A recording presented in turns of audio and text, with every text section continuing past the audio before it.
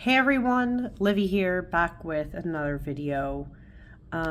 Today's video is a little bit impromptu, but I felt the need to do this just randomly because I was thinking a lot about the idea of pairing tarot with oracle, and specifically how it seems that, especially when I was starting out, okay, people used to say, oh yeah, I do that. I pair tarot and oracle, but it almost felt like no one was explaining actually how they did this, like visually, let me just say, because I don't know, maybe it's because I'm a very visual person. I always found it weird. They would just say, oh yeah, very common thing, and I'm using two decks today to show this. A very common thing people would do is they would, you get your tarot deck out.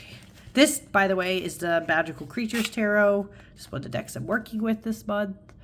One thing that commonly people would say is they would do a tarot reading, right? And I'm just going to show as an example. Like, say people did a reading and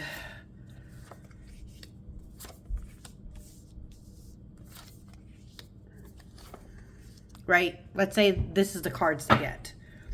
And then they'd be like, okay, now that you have cards for your tarot reading, you got to pull oracle. Now, here's the thing I never understood. Maybe it's just because I'm dumb. I don't know. I don't know if I'm dumb. No one would ever show how they would do that. Like, okay, you have your reading here, so what do you do next, right? And so this video is kind of like, I don't know, this is just an impromptu video showing you guys how I pair oracle and tarot together, because yeah, so say this was our spread. I'm just gonna use this one as an example now. It's here, it's there. By the way, sorry too for the lighting. I'm filming at night, so this is the only lighting I've got. But anyways, say you pulled your tarot cards and they are like this. When I say I pull an oracle during a reading, like especially during, like, say you had a tarot reading and it was like this,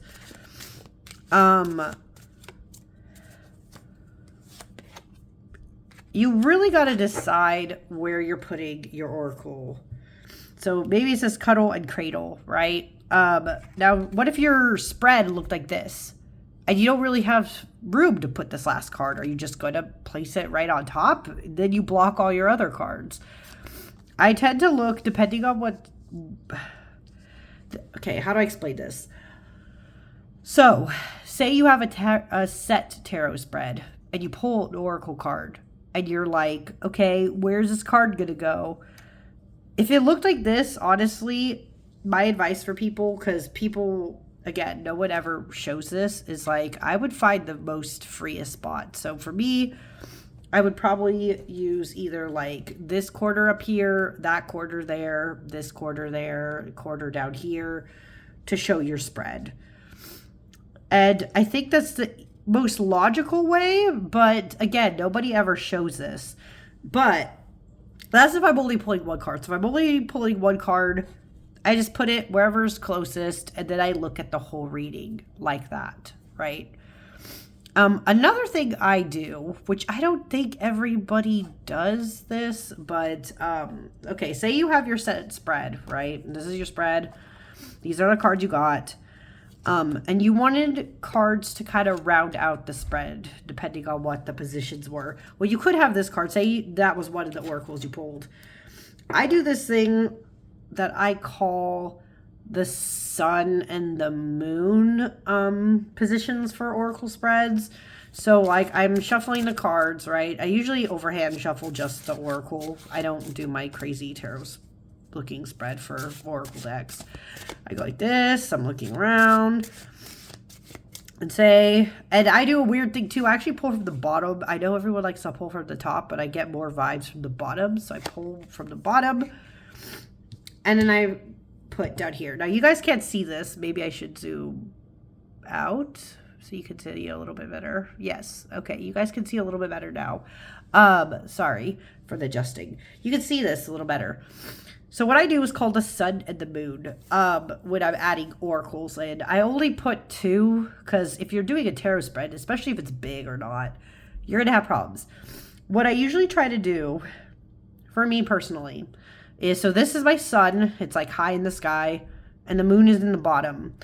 I literally look for whatever spots in a spread I think the sun and moon can go. So if the sun can only go here because the cards look like this and the moon can only go here because the cards look like that, that's going to be the position of them. But I've had spreads where they look like this, right? Say the cards are like this instead. That's okay. Sun is still up here and moon is still down there. And you're probably wondering, well, what's the point of the sun and the moon, right? Okay. I just call them that. But the sun is literally like your outward message, your conscious message, the things that you're like outwardly projecting, okay? I just realized, just like in astrology, I guess maybe that's where the link up went in my brain. Your outward projection, your outward message, your conscious message, the very obvious message of the whole reading is your sun position.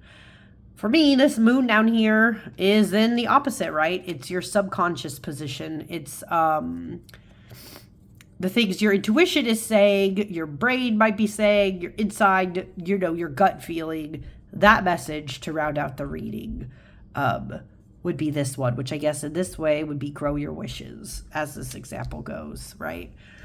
So that's another way to read tarot and oracle together. I like doing the sun and moon, and that's it. I don't make it more complicated than that. But I'm just going to use different cards because why not? Say, how do I do this? Okay. The other way I use tarot and oracle together, which people, again, no one ever really like shows this or talks about this, but and again, why wouldn't you actually show it? If you're just telling people, they don't know. So the longest time I couldn't figure out how to pair oracle and tarot together, but one of the ways I realized you could also do it is by opening up oracle cards. So what I mean by this, say you're just feeling some type of way. I mainly gravitate towards oracles when I feel some type of way. So say I'm pulling cards, oracle cards, and I get these 3. Okay, it says go dark, court the subconscious, fly the wings of worthiness. Oh, this, by the way, if I didn't mention, this is a Dream Song Oracle, just so we're all clear here. Say you're just like, as this is saying, go dark, court the subconscious, fly the wings of worthiness. These keywords, luckily, are very clear, at least to me. But what if you had a moment where something wasn't clear with this oracle reading, right? Like, what if you just don't understand what it's telling you? What I usually do then, and you could do this many different ways, right? So say that you're like, okay, tarot, give me some clarification. Ooh, I had a jump. Oh, I had 2 jumpers. Okay, I'm going to use them. I want some clarification on this. So maybe, since this is the first one, maybe I need clarification on go dark, or on court the subconscious, or even this last one here, which is fly the wings of worthiness. Okay.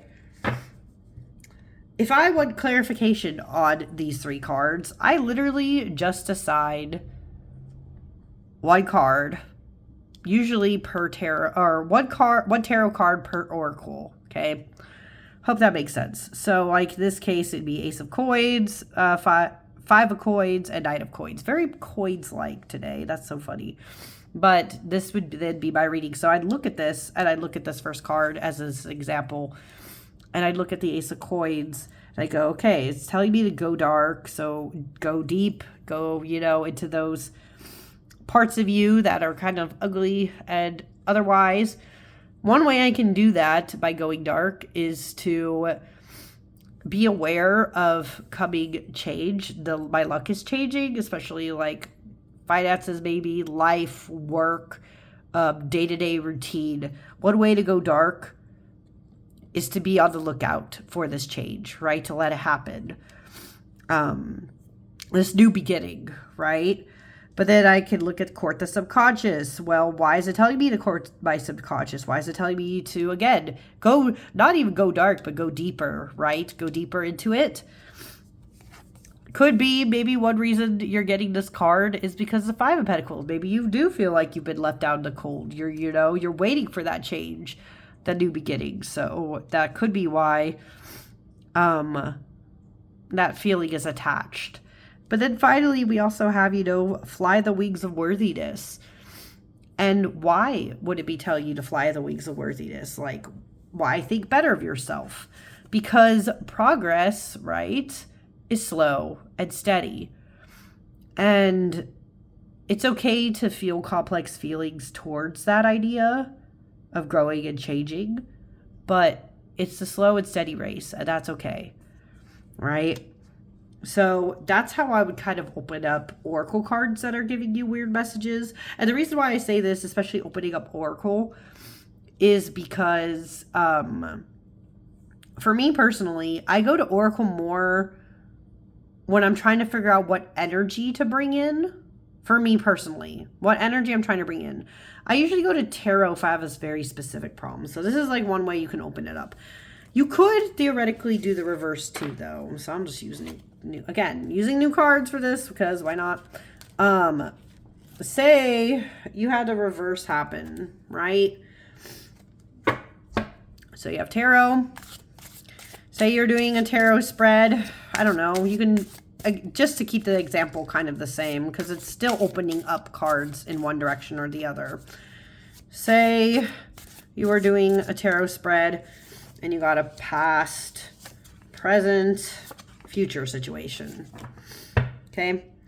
So you're trying to figure out now, okay, I see what the message is getting to me, right? Maybe I've been bottling up my emotions more, but I need to go out there, find some treasure, find something new and fresh, some journey to take in. But potentially if I'm going out and adventuring because I want something new, that could also cause a lot of anxiety, right? Which, again, it happens. That could be potentially in your future. Like it's an anxious thing, like to try something new. Say you did understand this, but you're like still wondering, okay, maybe I can get some more clarity. You can still do the reverse. And I've done this too, is like you pull Oracle. You're just like looking for new oracles to tell you something or to clarify some of these things, right? So then you can have the reverse happen once again, where you had your 3 tarot cards and now you opened it up and these oracle cards are helping you understand this message a little bit better. So the King of Cups could be this, let it burn, right? You've been like this. You've been bottled up. But now you need to let it burn and let it go, right? Get it out. The treasure map, right? About finding treasure, moving on, that kind of stuff. Leap like you mean it. Funny how these are like really syncing up. But anyways, leap like you mean it. It's telling you, yeah, you could do that. Now, leaping, doing something crazy, could make you feel anxious.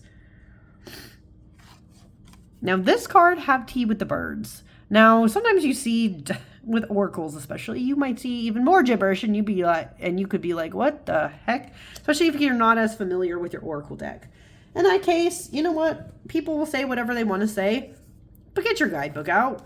Oracle decks especially, if they actually come with a guidebook, I say use them. I don't know why people don't. And so say you get this and you're still confused. Look at your guidebook. In this case, for have tea with the birds, because I'm not as familiar with this card, it says, this moment calls for imagination. Think of your imagination as a bird with an important letter for you. Invite it in for tea and cupcakes. Don't waste time arguing for your limitations. Instead, ask, what is the best that could possibly happen? You've been trained to anticipate failure, right? Your anxiety will do that to you very much. Your mind will continually return to find what's wrong or lacking in any given situation. Only you can tell it to pipe down so you can hear the sweet, chirping encouragement of imagination. So, and this even talks about indulging possibilities, basically trying to calm you down from feeling anxiety. So this card's actually helping, right? So either way, you can do this too. And I would say do just this, because I'm going to give you actually a real life example, okay, of why it's better to just let one oracle card match up with one tarot, okay? And I'm going to give you a real life example. I use different decks for this, but, you know, I had a different tarot deck, where I literally just pulled it, and all I did, I pulled 2 cards, okay? I pulled 2 oracle. But then I did a crazy town thing where I pulled 2 tarot right next to them, around it. But then when I went to go tarot journal, I could not tell you for the life of me what the hell I did. I couldn't remember that I had tried to tag on like 2 tarot cards for one position of oracle. Like, I didn't realize that's what I did. I thought I had actually assigned each of these a different meaning to tie in with the oracle, and I was confuddled. So you kind of don't want to do too much sometimes. With oracle and tarot, you kind of just want to let them, sorry, I'm still getting over being sick. Kind of just want to let them be, you know what I mean? And that's the other thing. I know that a lot of people are really good at, what's the word? They're very intuitive when they pull tarot cards, you know? They never do spreads, and they'll just, you know, throw cards around willy-nilly. And that's cool if you can do that. I just can't, right? I'm someone who needs some kind of logic and order. Maybe that's because I'm autistic. I don't know. So I wanted this just to be a quick video to show people like ideas about how you can pair these up together. And the reason why, again, this was on my mind is because I was thinking about a lot when I was first starting tarot and oracle, and I didn't understand, right? I didn't understand how people tied them up together because, again, it's hard, especially, right? If I was going to use an example where, like, I only showed 4 cards, 3 cards, whatever. But if you have a tarot spread that's like, even when you get into anything like this, right, where you have like crazy amounts of cards, it does become daunting to think like, how do people just go and randomly pull like oracle? Do they put that on top of it? But then like, you see what I mean? Like, it becomes like information overload. Maybe because I get overstimulated. I can't do this. I know some people too who, by the way, they'll pull multiple tarot and oracle decks together in one reading. I also can't do that. Kudos to you if you can. That just drives me up the wall. I again, I start losing the plot. I get anxious. It's just too much. But anyways, what was this all to say? I just kind of wanted this to be a quick video, but I hope this gives people something to work with, something to understand a little bit with tarot and oracle.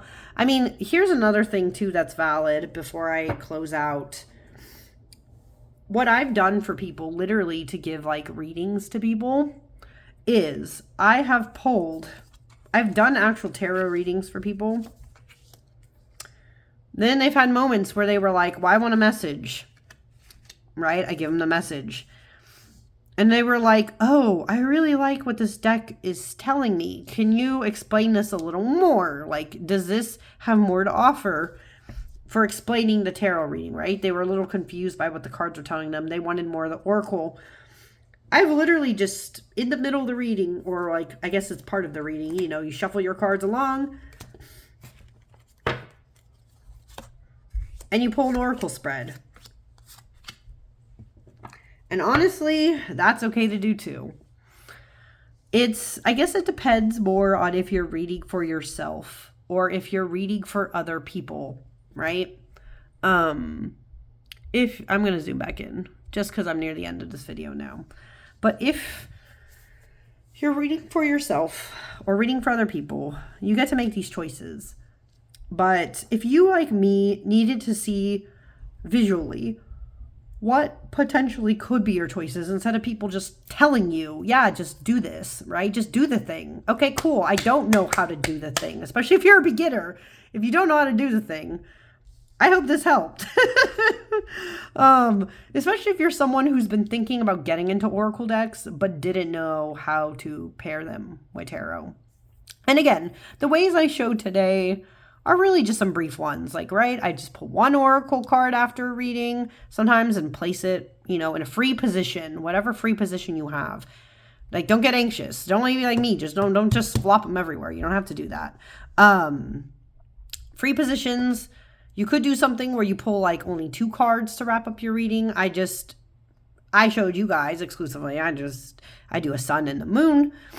Or you can use it to open up tarot cards. Now, even if you were doing a reading like this and say it was an Oracle reading instead, you can still, whatever tarot card actually confused you, you can also open them up. You don't have to open up all of them. But say you were confused by a particular card. If you're going to do that, keep it in close proximity to whatever card you were doing that for, because then they won't, you might confuse yourself later if you're like me. And you go back and look at what you did. But yeah, anyways, I feel like that was too long of a tangent, but I, again, hope that actually helped you figure out what to do. And I will see you guys all again next time. Bye.